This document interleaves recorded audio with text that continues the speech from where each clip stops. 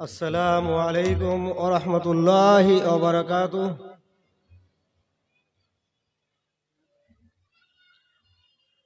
إن الحمد لله وحده والصلاة والسلام على من لا نبي بعده.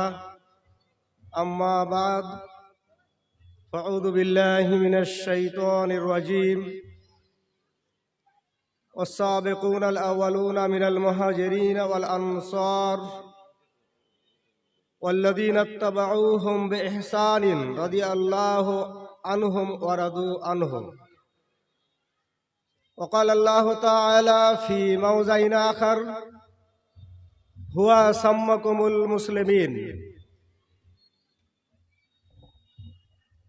عن ثوبان رضي الله تعالى عنه قال: قال النبي صلى الله عليه وسلم: لا تزال طائفة من أمتي ظاهرين على الحق لا يضرهم من خذلهم حتى يأتي أمر الله وهم كذلك. رواه مسلم. عن عبد الله بن عمر رضي الله تعالى عنه قال: قال النبي صلى الله عليه وسلم: خير الناس قرني ثم الذين يلونهم ثم الذين يلونهم. رواه البخاري. শ্রদ্ধেয় সভাপতি মহাশয়, মঞ্চে উপবিষ্ট সুধী সম্মানিত ওলামায়ে কেরাম, সমবেত অত্র এলাকার দিন পিপাসু ভাই ও বোনেরা, এখানে মায়েদের শোনার ব্যবস্থা করা হয়নি। যাই হোক, আজকের এই প্রোগ্রাম, মহত্বপূর্ণ প্রোগ্রামে আপনাদের সামনে যে বিষয় নিয়ে আমি কিছু আলোচনা রাখব, বিষয়টি হচ্ছে আহলে হাদিসের উৎপত্তি ও ক্রমবিকাশ। আহলে হাদিসের উৎপত্তি ও ক্রমবিকাশ, প্রথমত আমাকে জেনে নিতে হবে আহলে হাদিস এই শব্দটি বা এই বাক্যটি কি, এর মানে কি, এটা কোত্থেকে আসলো। আহলুল হাদিস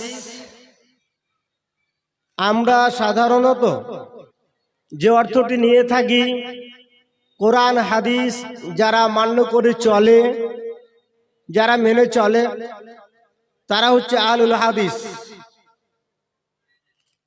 কিন্তু যারা আহলুল হাদিস, তাদেরকে যারা মাযহাবধারী, তারা অনেক সময় অনেক কথা বলেন। লামাযহাবী বলেন, ওয়াহাবী বলেন, অনেক সময় খারাপ মন্তব্য তারা করতে দ্বিধাবোধ করেন না। ওয়াহাবীও বলেন, মুহাম্মদীও বলেন।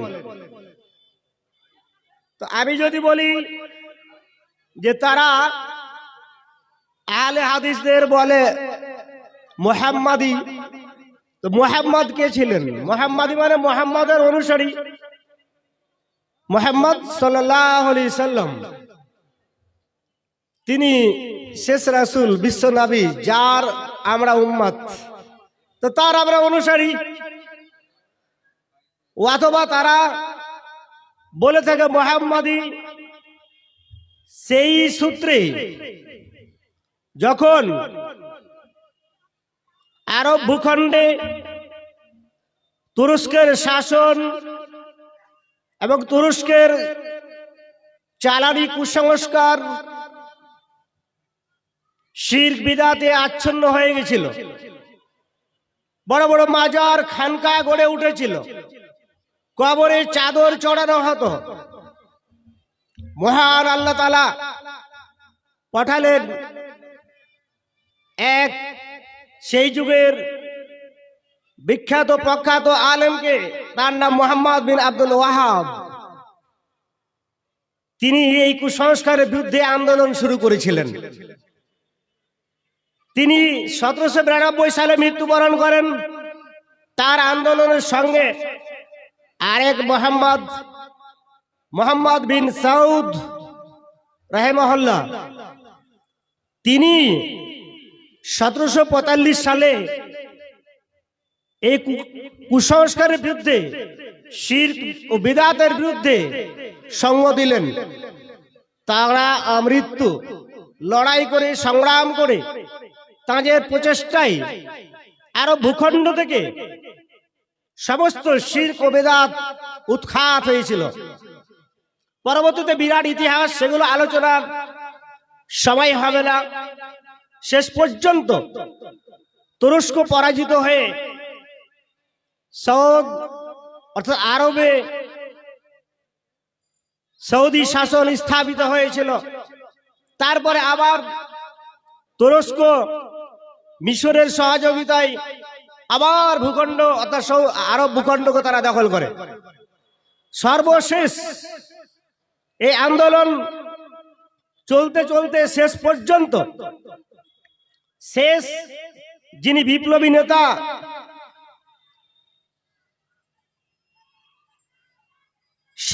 সৌদ বংশের, তিনার প্রচেষ্টায় মোহাম্মদ বিন আব্দুল ওয়াহাব, তার বংশের পরবর্তী প্রজন্মেরা আন্দোলন করে আরব ভূখণ্ডকে শিরক ও বিদআত মুক্ত করেছিলেন। এই জন্য বলা হয় ওয়াহাবি, আমাদেরকে বলা হয় ওয়াহাবি। তো ভালো তো, ওয়াহাব আল্লাহর একটি নাম, গুণবাচক নাম ওয়াহাব। তো যারা আল্লাহকে মানে তারা ওয়াহাবি। তোমরা যদি বলো তো বলো, আর যদি মুহাম্মাদি বলো, সত্যি তোমাদের গায়ে আঁচড় লেগেছে, তোমাদের খারাপ আকীদায় আঘাত লেগেছে। দুই মুহাম্মদ মিলে যে আন্দোলন করেছিলেন, আরবকে শিরক বিদআত মুক্ত করেছিলেন, তাই তারা আমাদেরকে এখন বলছে মুহাম্মাদি। বলুন, এবার আমাদের জেনে নিতে হবে আহলুল হাদিস। আহলুল হাদিস মানে কি? আহলুল হাদিস, আসহাবুল হাদিস, আহলুস সুন্নাহ। সংক্ষেপ কিছু কথা আমি এই সম্পর্কে বলবো। আহাল আর আসহাব এর অর্থ হচ্ছে কোনো বস্তুর মালিক বা সাথী। ডিকশনারিতে বা লোগাতে পাওয়া যাচ্ছে, এর মানে হচ্ছে কোনো বস্তুর মালিক বা সাথী। আর হাদিস রাসূলের কথা ও কর্ম, মন ও সম্মতিকে হাদিস বলা হয়। যারা আমরা উসুল হাদিস পড়েছি, অন্তত মুকদ্দমা ইসকাত আমরা পড়েছি, সেখানে দেখলে আমরা পাবো যে রাসূলুল্লাহ সাল্লাল্লাহু আলাইহি ওয়াসাল্লামের হাদিসকে হাদিস বলা হয়েছে, এবং হাদিসের মধ্যে হাদিসকে হাদিস বলা হয়েছে। যেমন হযরত আবু হুরায়রা রাদিয়াল্লাহু তাআলা আনহু থেকে বর্ণিত একটি হাদিস, তিনি বলেন, আমি আল্লাহ রাসূলকে বললাম, ইয়া রাসূলুল্লাহ, মান আসআদুন নাস বিশাফাআতিকা ইয়াউমাল কিয়ামা। কিয়ামতের দিন আপনার সুপারিশে কে ভাগ্যবান হবে?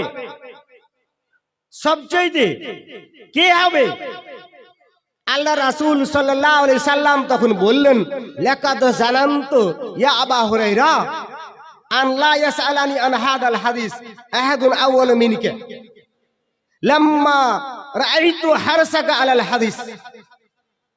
তোমার আগে এই হাদিসটাই কেউ জিজ্ঞেস করবে আমাকে, আমি এটা ধারণা করতে পারিনি, তুমি করবে এটা আমার ধারণা ছিল।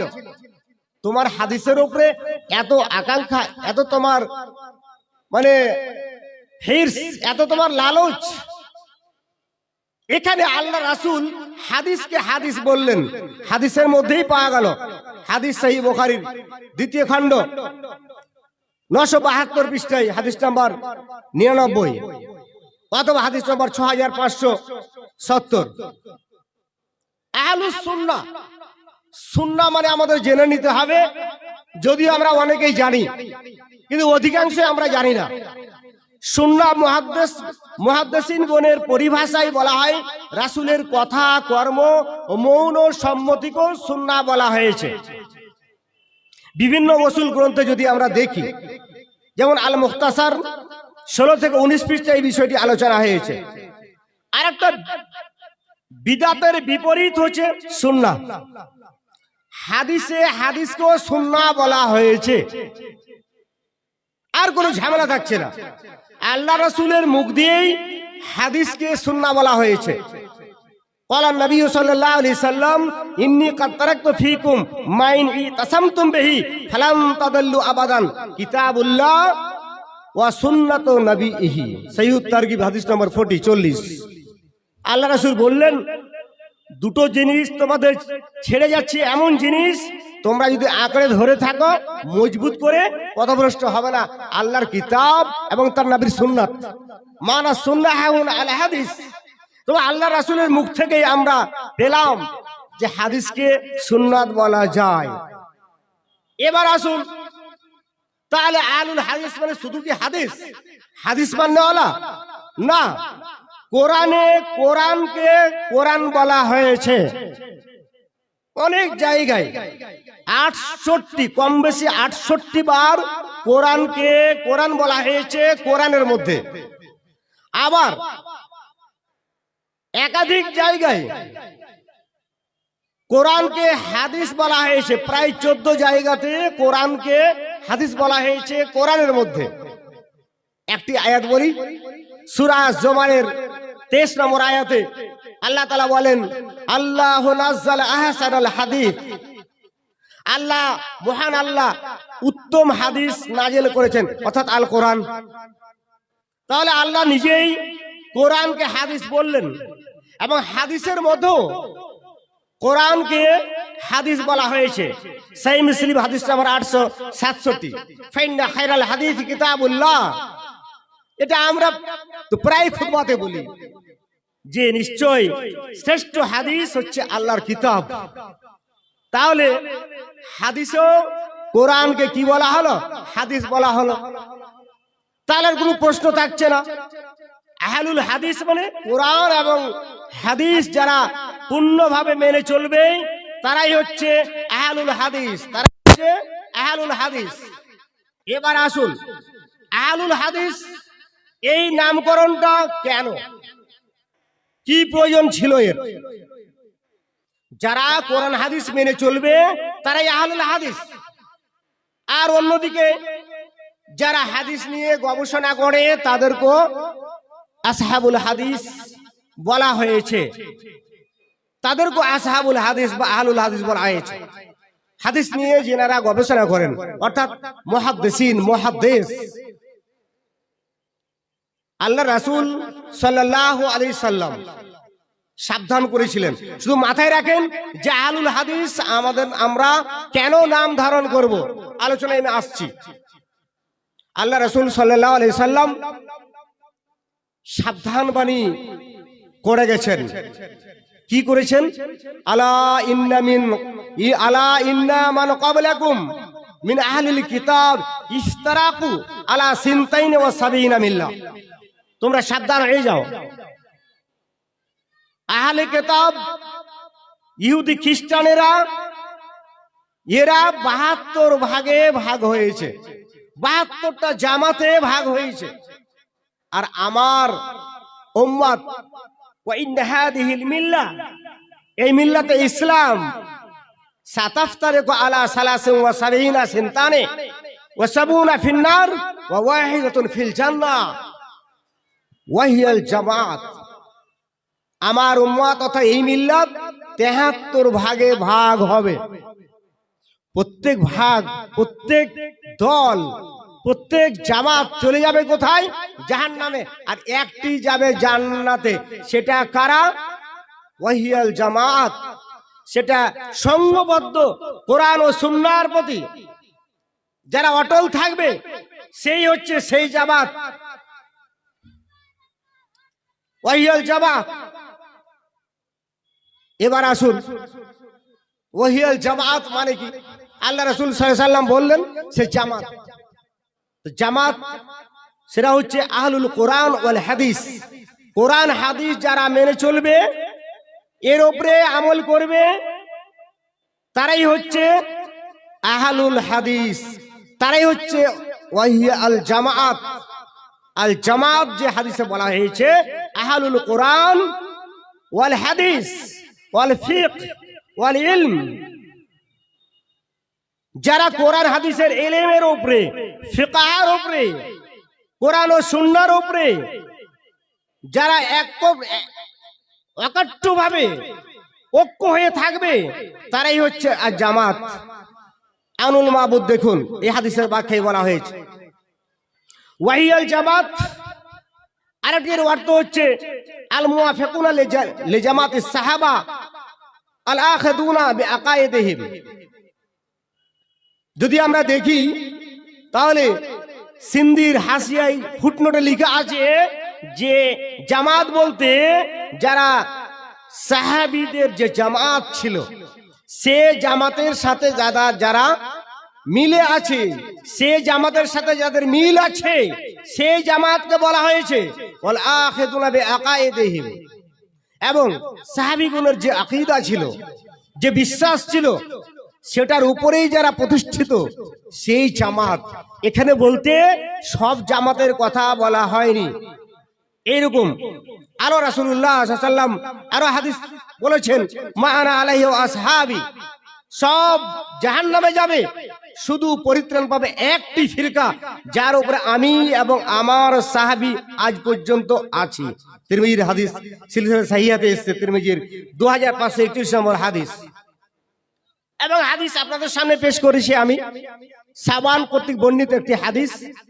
তিনি বলছেন, রাসূলুল্লাহ সাল্লাল্লাহু আলাইহি ওয়াসাল্লাম বলেন লা তাযালু তাইফাতুম মিন উম্মতি যাহিরিনা আলাল হক, একটা কাফেলা হকের উপরে সর্বদাই বিজয়ী থাকবে, সর্বদাই বিজয়ী থাকবে,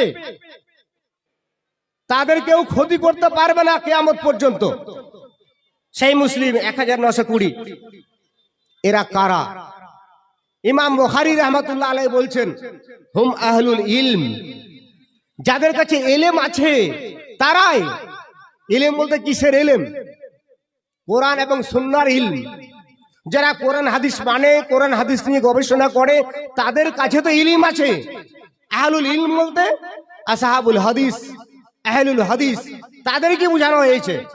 ইমাম আহমদ বিন হাম্বল, যিনি 10 লক্ষ হাদিসের হাফেজ, তিনি বলছেন ইন লাম ইয়াকুনু আহলুল হাদিস ফালা আদরি মানহুম। এখান থেকে অর্থ যদি আহলুল হাদিস না হয়, তাহলে আমি জানি না যে তারা কারা।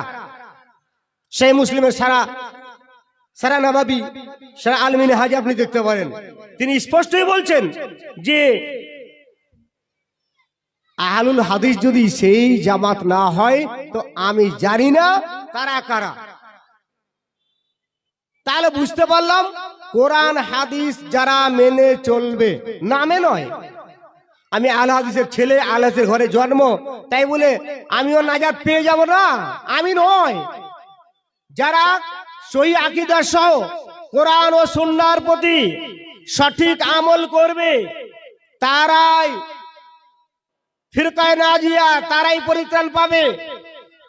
আমার ছেলে নামাজ পড়ে না, আমার ছেলে জুয়া খেলে, আমার ছেলে মদ পান করে, আমার ছেলে নোংরা কাজ করে, ইসলাম মেনে চলে না, আমার ছেলে আহলুল হাদিস না, এ কথা নয়। আহলুল হাদিস বলতে পূর্ণাঙ্গ রূপে কোরআন ও সহিহ সুন্নাহর উপরে যারা আমল করবে, যাদের আকীদা শুদ্ধ, তারাই হচ্ছে আহলুল হাদিস। সবাই কিন্তু আহলুল হাদিস দাবি করলে হবে না। আসুন, এই আহলুল হাদিস শব্দটির, এই কথার বা এই জামাতের নামকরণের কেন প্রয়োজন দেখা দিয়েছিল?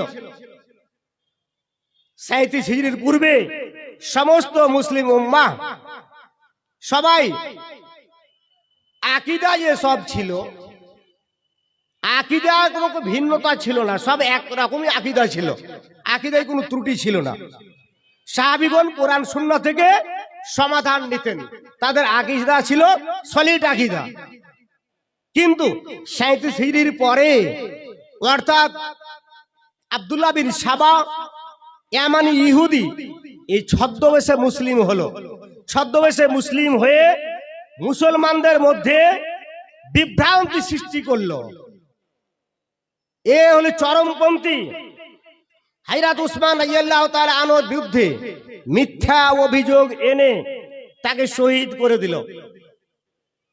37 হিজরিতে আলী এবং মুয়াবিয়ার মধ্যে যে সিফিনের যুদ্ধ হয়েছিল ভুল বুঝাবুঝির কারণে, যখন তারা সন্ধি করতে গেল দুই পক্ষের দুজনকে দিয়ে, আবু মুসা আশআরী এবং আমর ইবনে আসকে দিয়ে, তখন এই আব্দুল্লাহ বিন সাবা কিছু লোকজনকে নিয়ে, বেশ কিছু লোককে নিয়ে সে দল থেকে বেরিয়ে গেল যে না মারা যাবে না, সমঝোতা মারা যাবে না।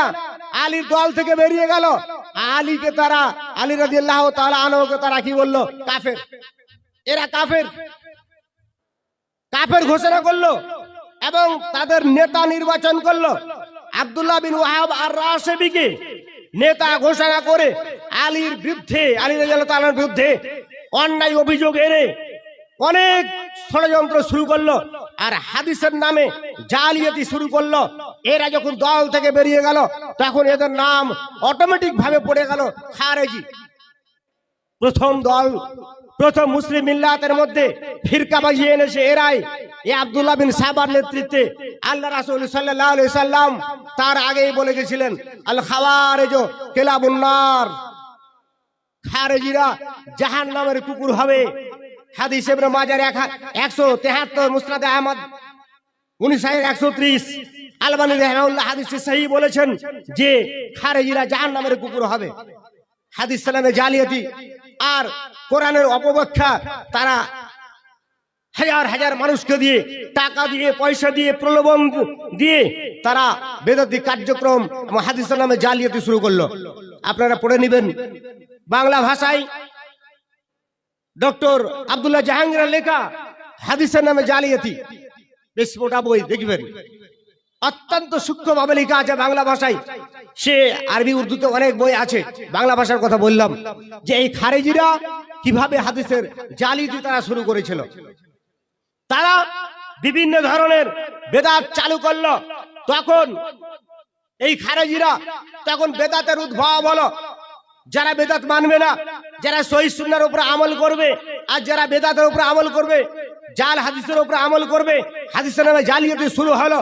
তাদের একটা নাম পড়ে গেল অটোমেটিক ভাবে আহলুল বিদআহ। আহলুল বিদআহ, বেদাতওয়ালা, আমলের নামে নতুন আমল চালু করা, হাদিসের নামে জাল হাদিস চালু করা ইত্যাদি, এদের নাম পড়ে গেল আহলুল বিদআহ। এবার যারা সুন্নাহকে মেনে চলবে, হাদিসকে মেনে চলবে, তাদের অটোমেটিক একটা নাম আছে। যারা আল্লাহ রাসূলের সুন্নাতের প্রতি আমল করবে তারা আহলুস সুন্নাহ। এটা স্বাভাবিক ভাবে হবে, স্বাভাবিক ভাবে এই নামটা চলে আসলো আহলুল বিদআহ ও আহলুস সুন্নাহ। দেখুন সহিহ মুসলিম মুকদ্দমা 11 পৃষ্ঠায় এ বিষয়ে আলোচনা করা হয়েছে।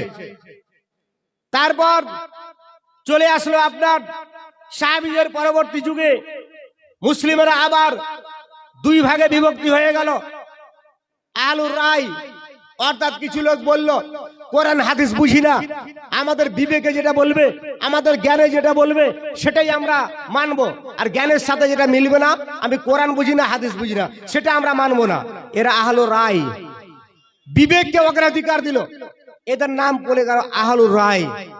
এবার যারা কোরআন হাদিসকে মানবে, কোরআনও মানবে এবং সহিহ সুন্নাহকে মানবে, সহিহ হাদিসকে মানবে, তাদের একটা নাম সাধারণত ভাবে আসছে আহলুল হাদিস। এবার আসুন আপনার প্রশ্নের উত্তর, যে আহলুল হাদিস আমরা কেন, কোত্থেকে আসলো? আহলুল হাদিস বিবেক না, জ্ঞানের কথা না, কোরআন ও সহিহ হাদিসে যেটা প্রমাণিত সেটাই আমরা মেনে নেব।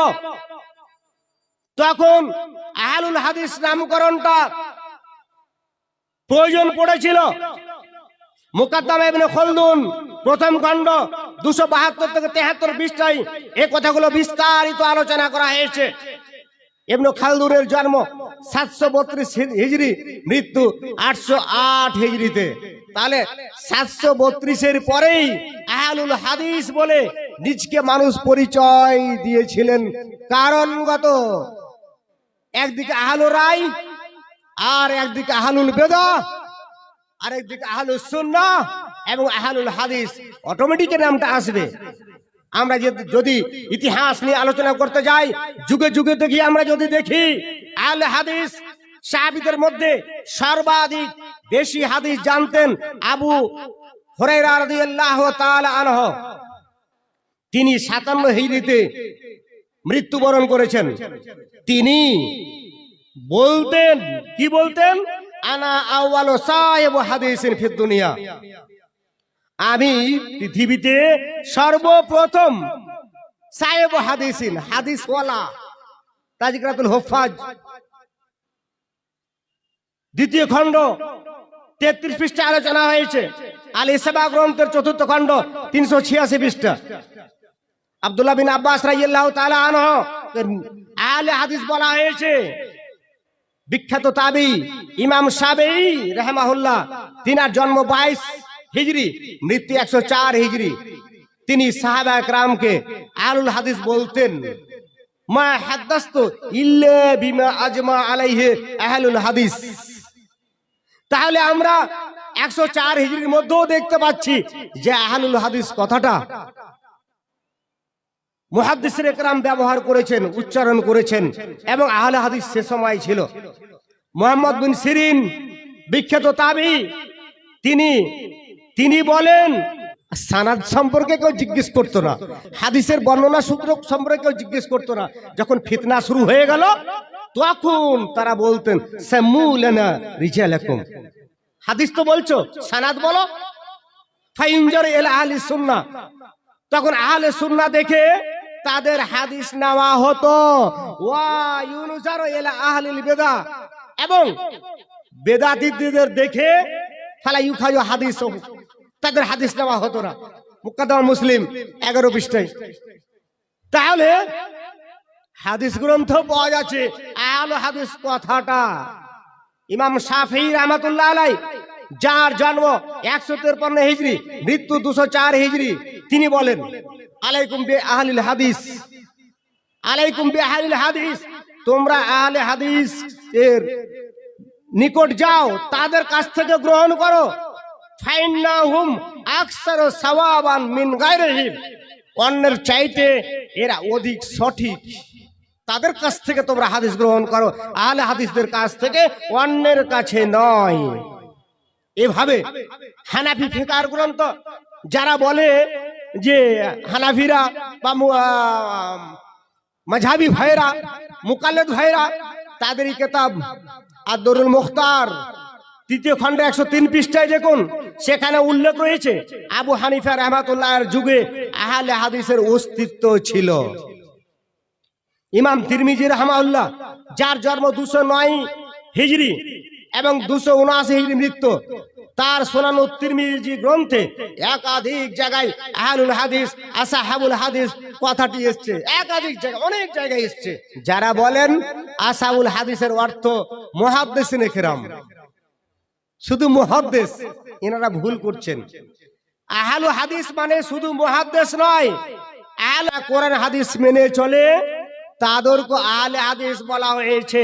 প্রখ্যাত মনীষী আবু মানসুর বাগদাদি, যিনি মৃত্যুবরণ করেন 429 হিজরিতে, তিনি লিখছেন সগুরুর রুম ওয়াল জাজিরা ওয়া সগুরুশ শাম ওয়া সগুরু আযারবাইজান ওয়া বাবিল আওয়াব কুল্লুহুম আলা মাযহাব আহলিল হাদিস।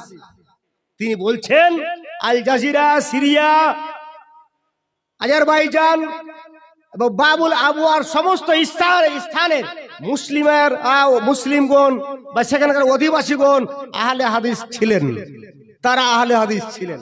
তাহলে যারা বলছেন যে মুহাদ্দিসিনকে শুধু আসহাবুল হাদিস বা আহলুল হাদিস বলা হয়েছে, এই কথাটার জবাব কি দিবেন? উসুলুদ্দিন 1ম খণ্ড 313 পৃষ্ঠায় সর্বশ্রেষ্ঠ মুসলিম ভূতত্ত্ববিদ মাকদেসি রাহিমাহুল্লাহ, তার মৃত্যু 375 হিজরিতে। তিনি সিন্ধুর মানসুরায় অবস্থান করলেন। তিনি আসলেন, এসে মনসুরা সম্পর্কে লিখলেন আকসারুহুম আসহাবুল হাদিস, সেখানকার অধিকাংশ অধিবাসী ছিলেন আহলুল হাদিস বা আসহাবুল হাদিস। তো সেখানকার সব অধিবাসী কি মুহাদ্দিসিন ছিলেন? যে আসহাবুল হাদিস মানে শুধু মুহাদ্দিসিন, আহলুল হাদিস মানে শুধু মুহাদ্দিস, এই কথাটা ভুল। ইতিহাস দিয়ে প্রমাণিত যে না, এই কথাটা ভুল। অতএব আহলুল হাদিস সম্পর্কে আল্লামা ইবনে কাসির রাহমাতুল্লাহ আলাইহি তিনি তার তাফসীর গ্রন্থের একটি আয়াতের তাফসীরে তিনি বলছেন ইয়াউমা নাদু কুল্লা উনাসিন বিইমামিহিম, আয়াতের তাফসীরে নকল করছেন এবং বলছেন যে আহলে হাদিসদের ইমাম হচ্ছে আন-নবিয়্যু ইমামুহুম নবিয়্যু সাল্লাল্লাহু আলাইহি সাল্লাম। আহলে হাদিসদের ইমাম হচ্ছে কে? নবী মুহাম্মদ সাল্লাল্লাহু আলাইহি সাল্লাম। তাহলে আল্লামা ইবনে কাসির তার তাফসীর গ্রন্থেই ইবনে কাসির পঞ্চম খণ্ডের 307 পৃষ্ঠায়, তাহলে বোঝা যাচ্ছে যে আল্লামা ইবনে কাসিরও বলছেন আহলে হাদিস বলতে যারা কোরআন হাদিস মানে তারাই হচ্ছে নবীর প্রকৃত অনুসারী, তারাই হচ্ছে নবীর প্রকৃত উম্মাহ, হেদায়েত প্রাপ্ত উম্মাহ তারাই। সুফিয়ান সাউরি রাহমাহুল্লাহ তিনি বলেন আল মালাইকা হুরাসুস সামা, ফেরেশতাগণ তো আকাশের পাহারাদার, আর আহলে হাদিসগণ হচ্ছে কোথাকার পাহারাদার? তারা হচ্ছে হুরাসুল আরজ, জমিনের পাহারাদার। জমিনে তারা কি করবে? কি পাহারা দেবে? কোরআন ও হাদিসের পাহারা দেবে। শারফ আসহাবুল হাদিস গ্রন্থে আপনি দেখুন আস-সাবিকুনাল আউয়ালুনা মিনাল মুহাজিরিন ওয়াল আনসার ওয়াল্লাযীনা ইত্তাবাউহুম বিইহসানিন, যারা ঈমান আনার দিক থেকে অগ্রগামী বা প্রথম মুহাজিরদের মধ্যে এবং আনসারদের মধ্যে, তাদের কথা আল্লাহ বলছেন ওয়াল্লাযীনা ইত্তাবাউহুম বিইহসানিন, এবং যারা সরল মনে তাদের অনুসরণ করলো পরবর্তীতে, রাদিয়াল্লাহু আনহুম, তাদের প্রতি আল্লাহ সন্তুষ্ট এবং তারাও তাতে সন্তুষ্ট। এরা কারা?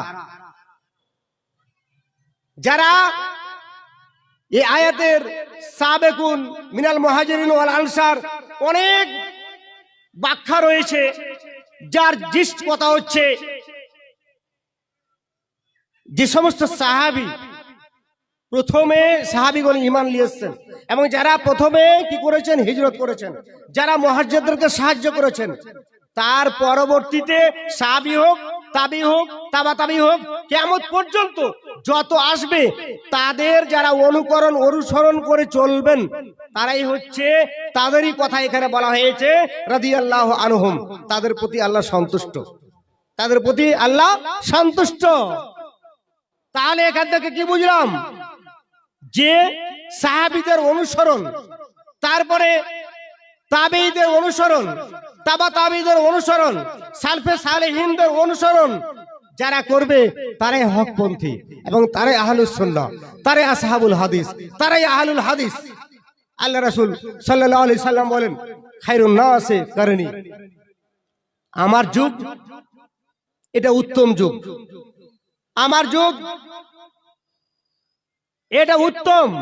আমার সাথে রয়েছেন সাহাবীরা, তাদের যুগ কেউ নিয়েছেন, এর সঙ্গে যুক্ত রয়েছে সুম্মাল্লাযিনা ইয়ালুনাহুম, তারপরে অর্থাৎ আল্লাহ রাসূল এবং সাহাবীদের পরে তাবেঈদের যুগ, অথবা আল্লাহ রাসূলের পরে সাহাবীদের যুগ, সেটা উত্তম যুগ।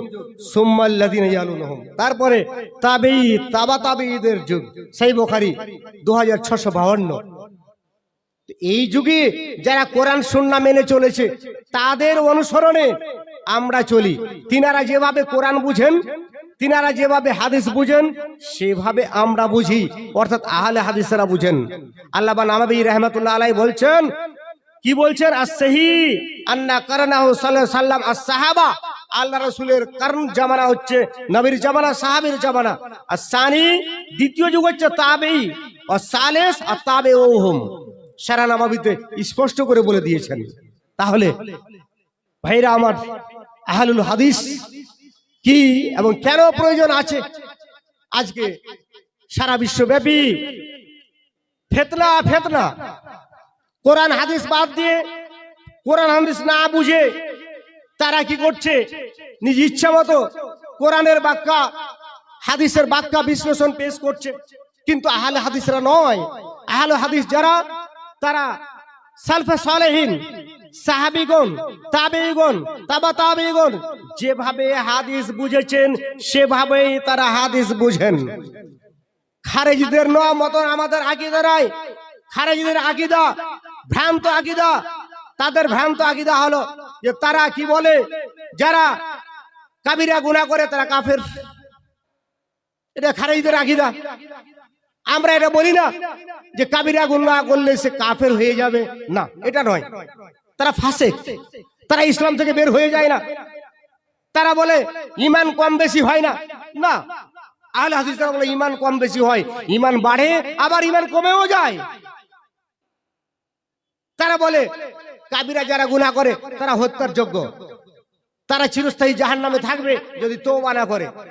না, কাবিরা গুনাহ করলো জাহান্নাম থেকে সে শাস্তি পাওয়ার পর পরিত্রাণ পাবে, এটা আহলে হাদিসের আকীদা। আর তাদের আকীদা আলাদা। তারা উসমান এবং আলী রাদিয়াল্লাহু তাআলা আনহুকে এবং তাদের সাথে যারা বায়াত করেছিল তাদেরকে তারা কাফের মনে করে, তাদেরকে কাফের মনে করে। আমরা কাফের মনে করি না। সব সাহাবী, তাদের সামান্য ত্রুটি বিচ্যুতি থাকতে পারে, কিন্তু সমস্ত সাহাবীকে আমরা শ্রদ্ধা করি, সম্মান করি, তাদের সাথে মহব্বত আমাদের আছে। আর কোন সাহাবীর প্রতি তাদের মহব্বত আর কোন সাহাবীর প্রতি তাদের দুশমনী, এগুলো খারিজি আকীদা। গুনাহগার শাসকের বিরুদ্ধে সশস্ত্র সংগ্রাম করতে হবে, এটা খারিজিদের আকীদা। সরকার দেশের শাসক, মুসলিম শাসক, সে পাপ করেছে, সে ভুল করেছে বলেই তার বিরুদ্ধে কি করবে, যুদ্ধ ঘোষণা করবে। কিন্তু আহলে হাদিসের আকীদা এটা নয়, সরকারের বিরুদ্ধে যুদ্ধ ঘোষণা করা যাবে না। তারা নিজের জ্ঞান অনুযায়ী কোরআন হাদিসের ব্যাখ্যা করে। আমরা সালফে সালেহিনদের বুঝ অনুযায়ী, জ্ঞান অনুযায়ী আহলে হাদিসেরা হাদিসের ব্যাখ্যা, কোরআনের ব্যাখ্যা করেন। তাদের লক্ষ্য হচ্ছে যে কোনো ভাবেই রাষ্ট্র ক্ষমতা দখল করতে হবে, রাষ্ট্র ক্ষমতা দখল করতে হবে। আর আহলে হাদিসদের এই কথা বা এই রাষ্ট্র ক্ষমতা দখল করা লক্ষ্য নয়। আহলে হাদিসদের লক্ষ্য হচ্ছে মানুষের কাছে তাওহীদের দাওয়াত পৌঁছে দেওয়া। আকাশ জমিন পার্থক্য। আজকে আমি নাম বলেই বলি, আহলে হাদিসদেরকে ঘোমটাওয়ালা বলে মিডিয়ার সামনে সারা বিশ্বব্যাপী প্রচার করে দেওয়া হলো।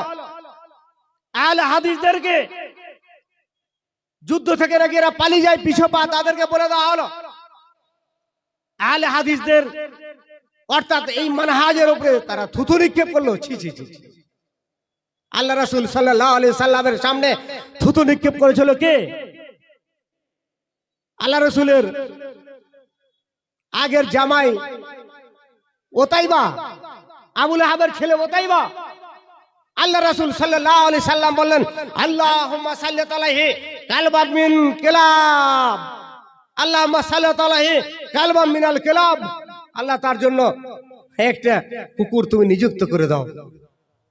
এবার সফরে যাচ্ছিল, ভ্রমণে যাচ্ছিল। আবু লাহাব বলল, সাবধান, মুহাম্মদের অভিশাপ তোমাকে লেগে যাবে। তারা যখন গেল সবাই মিলে, চারিদিকে রাত্রিবেলায় ঘেরে সবাই চারিদিকে শুয়ে আছে সামানগুলো রেখে দিয়ে, আর একটা নেকড়ে বাঘ এসে আবু লাহাবের পুত্র উতাইবাকে তার টুটিটা ধরে নিয়ে গিয়ে খণ্ড বিখণ্ড করে খেয়ে ফেললো। থুতু নিক্ষেপ করেছিল আল্লাহ রাসূল সাল্লাল্লাহু আলাইহি সাল্লামের সামনে।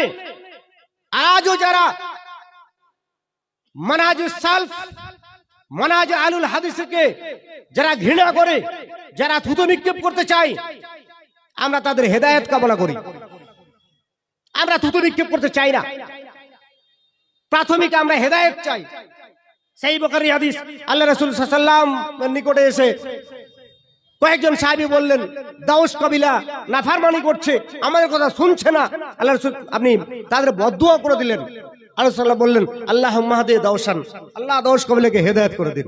আমরা যারা আহলে হাদিসকে খারাপ মনে করছেন তাদের হেদায়েত কামনা করছি, হেদায়েত কামনা করছি। আল্লাহ তুমি তাদেরকে হেদায়েত করো। এবার আসুন কয়েকটি কথা বলে আবার সময় শেষ হয়ে আসবে। চার মাযহাব, অর্থাৎ যত মাযহাব কায়েম হয়েছে এই সমস্ত 400 হিজরির পরে কায়েম হয়েছে, এটা জেনে নেবেন। আর আহলে হাদিস এই কথাটা আল্লাহ রাসূলের যুগ থেকেই ছিল, কোরআন হাদিস সম্মত নাম সাহাবীদের যুগেই ছিল, তাবেঈদের যুগেও ছিল, আজও আছে, কিয়ামত পর্যন্ত থাকবে। আহলুল হাদিস সবাই নয়, আহলে হাদিস দাবি করলেই নয়। আল্লাহ রাসূল সাল্লাল্লাহু আলাইহি সাল্লাম বললেন, বাদাল ইসলামু গারিবান ওয়া সায়াউদু কামা বাদা ফাতুবা লিল গুরাবা। ইসলামের সূচনা হয়েছিল কম সংখ্যক লোক দিয়ে, আর সমাপ্তি হবে কম সংখ্যক লোক দিয়ে। শেষে হকের উপরে কম লোক পাওয়া যাবে, হকপন্থী বেশি পাওয়া যাবে না। আল্লাহ রাসূল সাল্লাল্লাহু আলাইহি সাল্লামকে জিজ্ঞেস করলেন, আল্লাহ রাসূল মান হুম, তারা কারা? যারা কম হবে, ফাতুবালিল গোরাবা, সুসংবাদ রয়েছে তুবা নামক গাছের বা জান্নাতের, ওই কম সংখ্যক লোকদের জন্য। তারা কারা? সিলসিলায়ে সাহিহাতে একটি হাদিস এসেছে, আল্লাহ রাসূল সাল্লাল্লাহু আলাইহি সাল্লাম বললেন, হুমুল্লাযীনা ইসলাহুনা ইযা ফাসাদান নাস ওয়া ফি রাওয়ায়াতিন ইসলাহুনা ইযা ফাসাদান নাস। তারা কি করবে? নিজকে সংশোধন করবে, সঠিক পথে চলবে, কোরআন সুন্নাহর উপরে চলবে। যখন মানুষ পথভ্রষ্ট হয়ে যাবে, মানুষ পথ হারা হয়ে যাবে, তখন তারা এই সঠিক পথে চলবে। ওয়া ইসলাহুনা ইযা ফাসাদান নাস, মানুষ যখন বিভ্রান্ত হবে, পথভ্রষ্ট হবে, তারা সংশোধন করবে, সঠিক পথের তারা দিশা দেবে। আল্লাহ তো কোরআনে স্পষ্টই বলছেন, মিম্মান খালাকনা উম্মাতুন ইয়াহদুনা বিল হাক্কি ইয়াহদুনা বিল হাক্কি ওয়া মিম্মান খালাকনা উম্মাতুন ইয়াহদুনা বিল হাক্কি। আমি একটা কাফেলাকে সৃষ্টি করেছি যে তারা হকে অনুযায়ী হকের দাওয়াত দেবে, হক অনুযায়ী তারা ফয়সালা করবে। হকের দাওয়াত, কোরআন ও সুন্নাহর দাওয়াত আমাদের দিতে হবে। যারা আহলে হাদিসের দাবিদার, যারা কোরআন সুন্নাহ মানি বলে দাবি করছেন, তাদের পরিবার, তাদের পরিজন, তাদের পাড়া প্রতিবেশী, তারা যে কোরআন সুন্নাহ হারা হয়েছে, তারা যে কোরআন সুন্নাহ মানছে না, যারা জেনারেল শিক্ষিত যুবক, তারা যে পথভ্রষ্ট হয়ে যাচ্ছে, আজকে মৃত্তিকার পিছনে ছুটে চলেছে, লেকচার খুব ভালো ভালো দিচ্ছে, লেকচার শুনে তারা হেদায়েতের পথ খুঁজছে। রাসূলুল্লাহ সাল্লাল্লাহু আলাইহি সাল্লাম বলেন, এমন যুগ আসবে, শুনে রাখো, খতিব, আমার যুগ ছিল, এই যুগে খতিব কম, লেকচারার কম, আলেমের সংখ্যা বেশি। আর এমন যুগ আসবে, আলেমের সংখ্যা কমে যাবে আর খতিবের সংখ্যা বেশি হয়ে যাবে। আজকে লেকচারার অনেক, বক্তব্য দিতে পেলেই বাস হয়ে গেল, আর কোনো দরকার নেই। তার হেডলাইনে নাম, তার প্রচার ও প্রসার, আর ভ্রান্ত আগীদার বক্তা। আমরা ফেসবুকের মাধ্যমে, ইউটিউবের মাধ্যমে খুলে খুলে সেখান থেকে আমরা শরীয়তের সমাধান নিচ্ছি, সেখান থেকে আমরা বিচার বিশ্লেষণ করছি। চিন্তা করতে পেরেছেন? সাবধান হতে হবে আমাদের ফেসবুক থেকে, সাবধান হতে হবে আমাদের এই সমস্ত ইউটিউব থেকে, যে ভ্রান্ত আলোচক, ভ্রান্ত বক্তা আপনাকে বিভ্রান্ত করছে, আপনাকে পথভ্রষ্ট করছে। সে সমস্ত লেকচার থেকে আপনি বুঝবেন কি করে এ ভ্রান্ত? আপনি এলেম নিবেন কার কাছে? আপনি কার কাছে জ্ঞান অর্জন করবেন? দ্বীনের কথা কার কাছে জানবেন? কার কাছে আপনি শিখবেন? আপনাকে নির্ণয় করে নিতে হবে। যার তার কাছে এলেম নেওয়া যাবে না।